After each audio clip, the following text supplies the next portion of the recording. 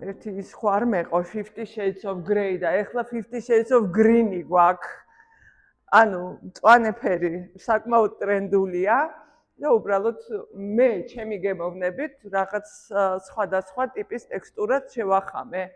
ყველაზე მეტად მომწონს ეს მწვანე, ანუ არის ზეთისხილის ფერი და საკმაოდ აგრესიული ხის ფაქტურა, ყველაზე მეტად ეს მომწონს.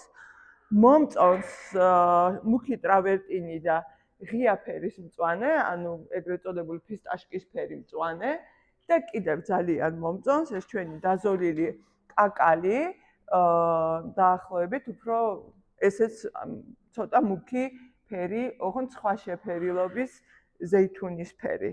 ძალიან უხდება